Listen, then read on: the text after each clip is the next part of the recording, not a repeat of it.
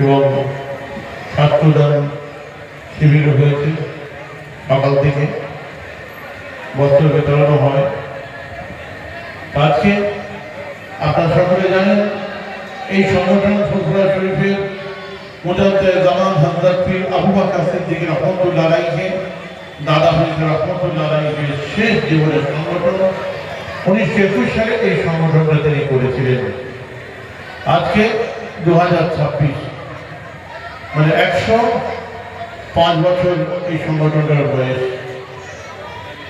সারা বাংলায় সারা ইন্ডিয়ায় 100 বছর কোনো সংগঠনের বয়স হয়েছে বলে আমার তো জানা নেই। আজকে মুজাদ্দেদ জামান দাদা রহমাতুল্লাহ আলাইহির হাতে গড়া সংগঠন জমিয়তুল বাংলা